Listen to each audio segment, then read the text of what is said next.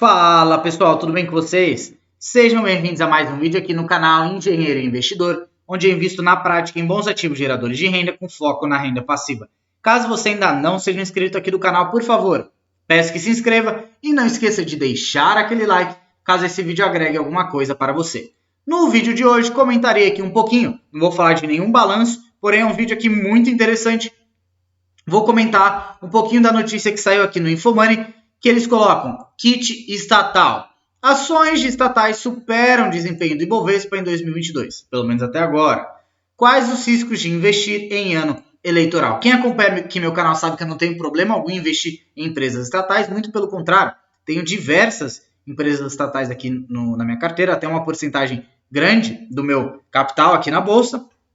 Por quê? Porque, pessoal, muitas dessas companhias, não só em períodos eleitorais, porém em períodos conturbados, elas são negociadas com muito, mas muito descontos mesmo, e dessa forma eu posso aí acelerar a minha aposentadoria, ok? Porém aí, cada um vai de cada estratégia.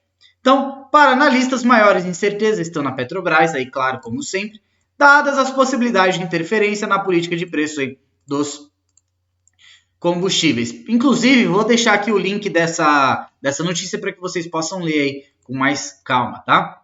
O Ibovespa, o principal índice da Bolsa Brasileira, amarga queda de quase 5% em 2022. Um grupo específico de empresas, entretanto, tem destoado da média, chamado a atenção em meio a incertezas no cenário eleitoral.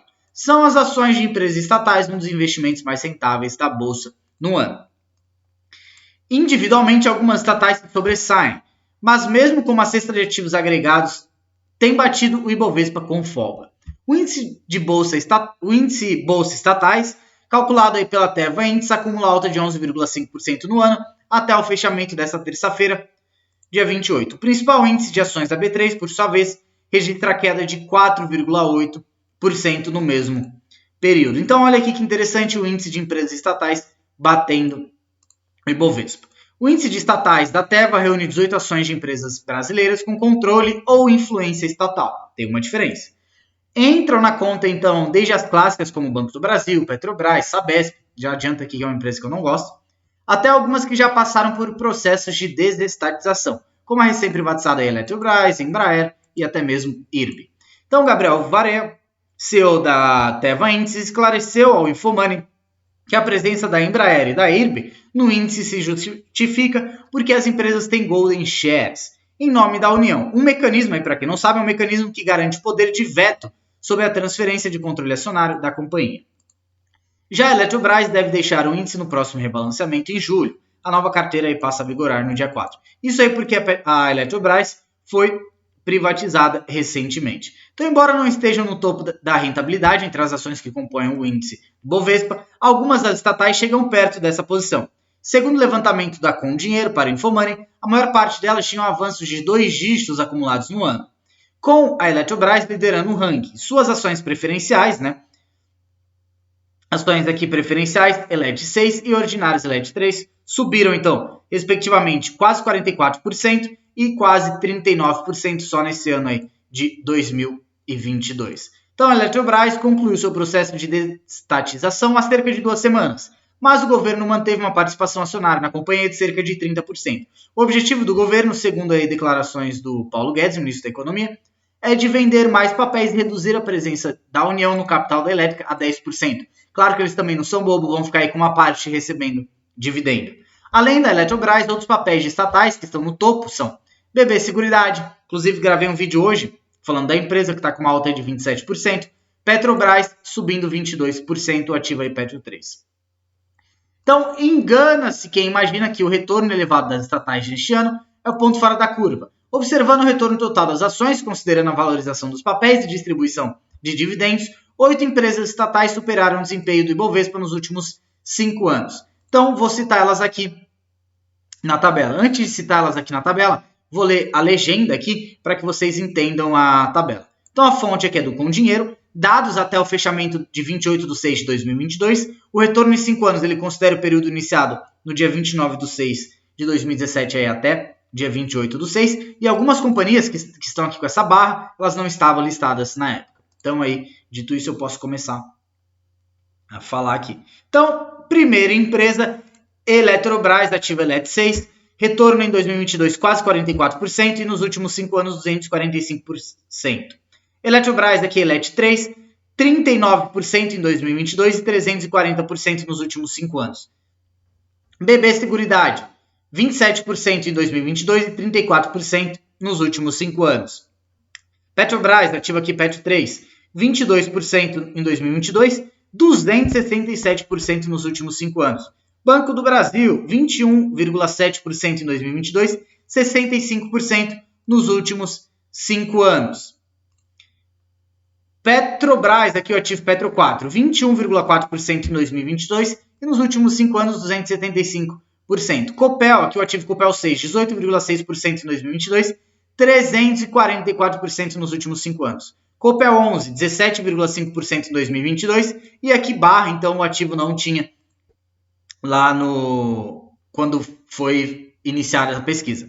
A CEMIG, aqui com o ticker CEMIG 3, 13,35% em 2022 e 251%, quase 251% nos últimos 5 anos. CEMIG 4, 12,47% em 2022, é tanto número aqui que até embaraço, e 174% nos últimos 5 anos. Sabesp, já adianto aqui que eu não gosto, 7% em 2022 e 53% aqui nos últimos 5 anos. Banrisul, ativo aqui BRSR6, muito descontado mesmo, tá, pessoal?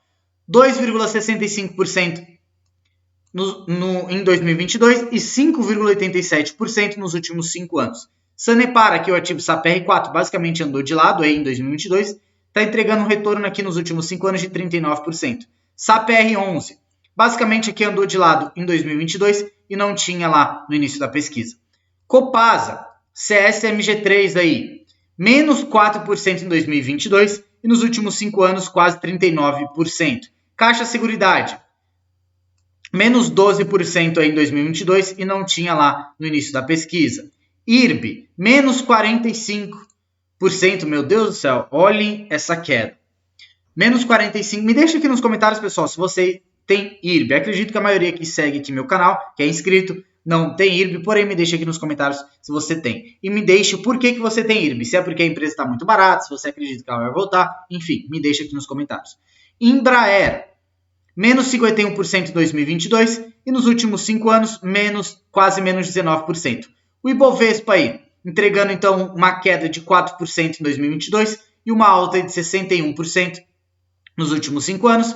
E o IPCA aí, 5,48% em 2022 e 33% nos últimos 5 anos. E o CDI basicamente aí, a mesma coisa do IPCA. Então, passando aqui um pouquinho. Na Petrobras, ataques aqui ao PPI são um risco. Para quem não sabe o que é PPI, pessoal, o preço de paridade de importação aí dos combustíveis. Então, entre as 3 maiores empresas com participação no governo, Petrobras, Banco do Brasil e Eletrobras, agora diminuindo, né? Aqui apresenta um risco considerado maior para 2022 e o próximo ano é a Petrobras. Como sempre, essa mesma aí ladainha e a empresa aí descontadíssima. O pano de fundo é a política de preços da estatal. Atualmente a empresa segue o preço de paridade internacional, então PPI, para definir os reajustes da gasolina e do óleo diesel. Com o petróleo em alta no exterior, a situação agravada desde o início da guerra entre Rússia e Ucrânia, o custo para encher o tanque por aqui também aumentou. Isso desagrada os 2 principais candidatos à eleição presidencial deste ano. Então o presidente Jair Bolsonaro, que tem tido sua popularidade afetada pela inflação, e o ex-presidente Lula, que chegou a dizer que os preços elevados dos combustíveis poderiam ser resolvidos com uma canetada do presidente. Isso é um problema, tá? Gustavo Cruz, estrategista da RB Investimentos, afirma que a política de preços da Petrobras pode estar com os dias contados. Segundo Cruz, tanto Lula quanto Bolsonaro atacam o PPI com frequência. Por isso, acredito que a Petrobras atingiu o topo dos resultados e a partir de 2023 deve voltar a um patamar semelhante ao governo Dilma Rousseff. Vai ser um problema, tá, pessoal? Aqui a minha opinião, né? Claro, e acredito que a sua opinião também, é que não podemos deixar isso acontecer. Como que vai mudar a política de preço da estatal? Vai voltar lá para 2016, a empresa estava quase falindo, né? Vai entender esses governos. As constantes trocas de presidentes das estatais fizeram com que a Levante Investimentos as retirasse da carteira em 2021. O posicionamento foi renovado em 2022, conforme se intensificaram as possibilidades de Lula vencer o pleito, diz Flávio Conde, head de renda variável da casa. Então, eles vêm aqui como um problema. Por quê? Se o Lula entrar, pessoal, é muito provável dele fazer aí, como fez lá já no seu último governo, como a Dilma tratava lá a Petrobras, e que se a gente abrir os múltiplos da empresa lá, a empresa realmente estava para falir, estava lá a falência. Claro que hoje é um pouquinho mais difícil de fazer isso, a empresa passou por uma reestruturação, porém a gente sabe, né, presidente é presidente. Inclusive, pessoal, não estou entrando em mérito político aqui não, mas me deixa aqui nos comentários se você aí é a favor ou é contra, tá? O que o Lula está fazendo e também aí o que o Bolsonaro está fazendo. E se quiser também deixar aí quem você vai votar, aí eu vou dar uma lida aqui nos comentários. Se não quiser, também não precisa deixar, tá, pessoal? Eu sei que muita gente aí, como está tão polarizada a política, muita gente prefere não se expor. Inclusive eu, tanto é que eu nem falo muito de política aqui no canal. Conde afirma que, embora a Petrobras seja uma das petrolíferas mais baratas do mundo, isso é verdade. Atualmente ela tem um preço sobre lucro, uma relação PL, que eu cito toda hora aqui, de 2,3 vezes, enquanto pares internacionais como a ExxonMobil apresentam um indicador de 14 vezes. Olha o que o risco político traz para uma empresa do tamanho da Petrobras, pessoal. Absurdo. Declarações do candidato deixaram claro um cenário desfavorável para o acionista aí da Petrobras, com chances de que a companhia apresente resultados piores no futuro. Então, a visão de Conde se fundamenta em dois aspectos. Primeiro, são declarações de Lula de que o lucro da Petrobras deveria ser destinado ao investimento em refinarias, no lugar de distribuído como dividendos. Pessoal, aqui quem tem que decidir isso é a própria Petrobras, aí como vai seguir com a sua política, né? Agora, se o governo quer usar os seus dividendos para investir em refinaria, ok, concordo. Precisamos realmente investir aqui em refinaria. Nossas refinarias são na década de 70, todas aí sucateadas. Por isso que a gente tem que vender petróleo, porque o petróleo bruto em si não serve para nada, e comprar aí combustíveis refinados. Triste, né, pessoal? Então, segundo os dados da Economática, a Petrobras deve ser a maior pagadora de proventos em 2022, com um dividend yield de cerca de 40% no caso das ações preferenciais e de quase 41% também, 39,4% nas ações ordinárias, bem acima da taxa básica de juros, né, a taxa Selic de 13,25% ao ano atualmente. E aqui o segundo risco, de acordo com eles, seria a tentativa de abrasileirar a definição dos preços dos combustíveis. Isso não é um devaneio do mercado, já aconteceu no governo Dilma, 2011 a 2016, quando o preço do petróleo subia no exterior e no Brasil ficava travado, o que trouxe prejuízos para a Petrobras, diz Conde. O presidente Bolsonaro também tem defendido uma nova dinâmica de preços para os combustíveis. Uma coisa é fato, pessoal, se a gente parar de usar a política de preço internacional, a Petrobras vai falir e o combustível vai aumentar de preço. Muita gente aí desinformada acha que não, porém vai sim, tá, pessoal? Como é que a maior empresa do país vai fazer isso? Vai ter prejuízo? Basicamente ela vai falir. E aí como é que vai ficar? Vai faltar combustível pra gente e vai subir o preço aí dos combustíveis. Então, aparentemente, boa parte desse risco já está embutido no preço da ação, destaca Conde. Realmente a empresa está muito descontada. No dia 28 de junho, a ação aí Petro 4 era cotada a R$ 28,00 se não fosse o risco Lula e os reiterados discursos de Bolsonaro e Arthur Lira, presidente da Câmara. As ações aí da Petrobras facilmente já estariam em R$ 40,00. Talvez aí até acima disso. Na contramão, Leonardo Rufino, sócio-gestor da Montaro Capital, que tem posição em Petrobras, Eletrobras e seus fundos de investimento, acredita que essa visão de risco é exagerada e que o desconto da Petrobras daí não pode ser ignorado. Então o que ele quer dizer? Ok, tem esse risco, porém, de acordo com o preço, não importa, está muito, mas muito descontado.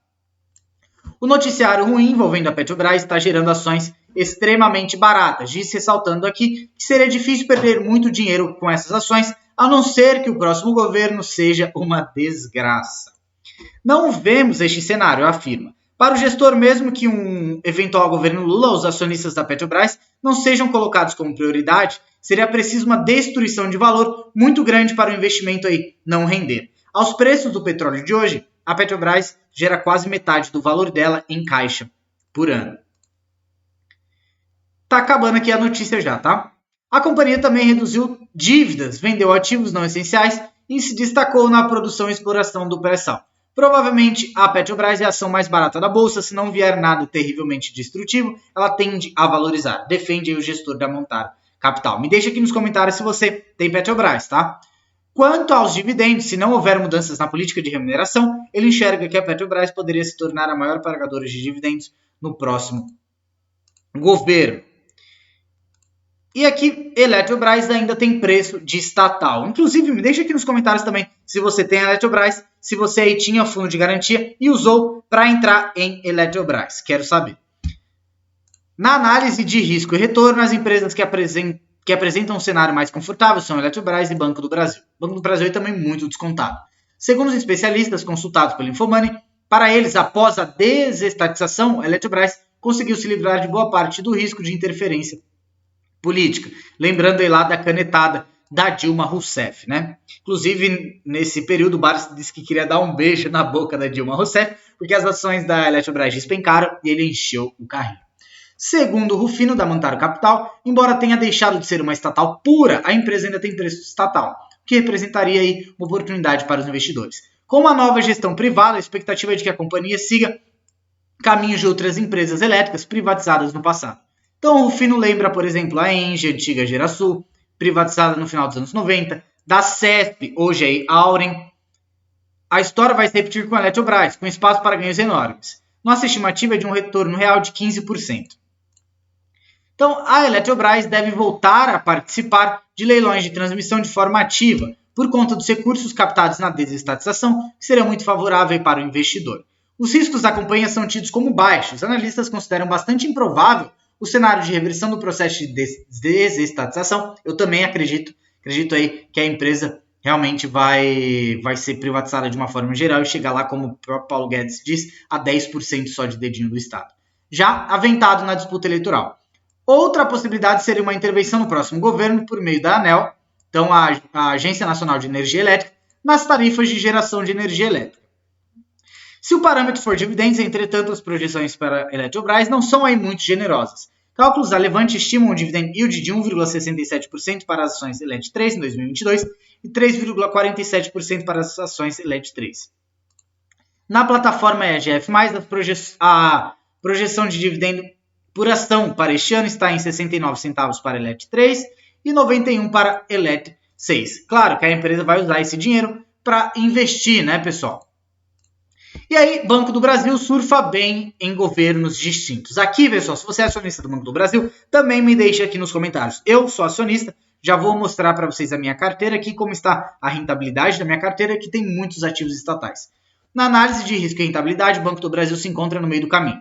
Os especialistas elogiam a gestão, fundamentos e resultados de banco e destacam que a instituição é um dos maiores pagadores de proventos do setor em 2022. A análise geral é de que o banco conseguiu surfar bem os governos de direita e de esquerda, embora pese o histórico.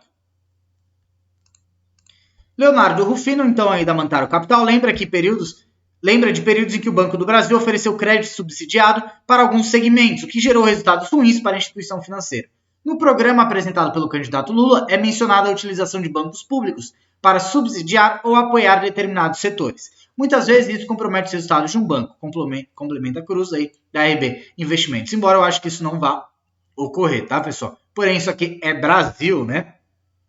Outro ponto da atenção, segundo o Rufino, é de que em um setor altamente competitivo, como o bancário, ser estatal dificulta lidar com a concorrência e ser ágil na criação de novas linhas de negócio. Na visão dos analistas, é possível encontrar outras opções interessantes no segmento. Embora as cotações do Banco do Brasil sejam consideradas atraentes em relação aos seus pares, e o papel deve pagar aí bons dividendos, em parte em decorrência aí da Selic elevada. Então, para quem não sabe, aumento da taxa Selic, banco lucra, né? A carteira de crédito da instituição, com exposição ao agronegócio, então aqui também entra a parte da BB Seguridade, também é vista como mais resiliente em comparação com instituições focadas no crédito à pessoa física. Para quem não sabe, a inadimplência voltada para o agronegócio é aquela aí mais baixa, tá? O retorno, a possibilidade do agronegócio dar um calote é muito baixa. Para os investidores com foco em renda passiva, é interessante a recorrência da distribuição de proventos do Banco do Brasil. Segundo o levantamento do Infomoney, o banco realiza aí, no mínimo 6 pagamentos por ano aos acionistas. Fantástico, às vezes até mais do que isso, às vezes 8. Em alguns casos chegou a distribuir dividendo 8 vezes no ano. Então, para 2022, a expectativa é de que o Banco do Brasil apresente o maior yield entre os bancos. Então, a Levante projeta aí cerca de 9,42% em dividendo. E a projeção do AGF+, é um dividend yield de 10,65%. Bem interessante aí. E agora, pessoal, eu vou falar aqui um pouquinho do dividend yield projetado para algumas principais empresas aqui que têm ou controle ou influência estatal, tá? Algumas empresas aqui eu falo no meu canal direto e provavelmente vão bater aqui esse dividend yield projetado, ok? Então a primeira ação, Banco do Brasil, dividend yield projetado aí para 2022, 9,4%, Petrobras, Petro 4, 43%, Petro 3, 40%, Sabesp, 2,25%, então uma empresa que eu não gosto, justamente porque paga pouco dividendo, prefiro, por exemplo, a Sanepar ou a Copasa. BB Seguridade, 5,85%, inclusive acredito que seja mais do que isso, tá, pessoal? Acredito que a empresa pagará aí cerca de 6 a 7% ao ano, nesse ano de 2022.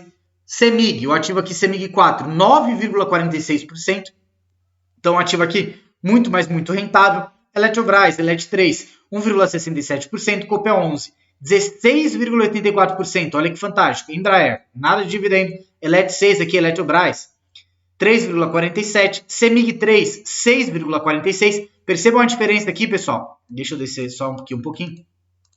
Da CEMIG 4 para a CEMIG 3. Percebam aqui que a CEMIG 4 é uma ação preferencial. Então preferência ao dividendo, tá? Caixa Seguridade, 7,67%. 7,67%. IRB, nada de dividendo. SAPR 11, 6%, aqui um pouquinho acima disso.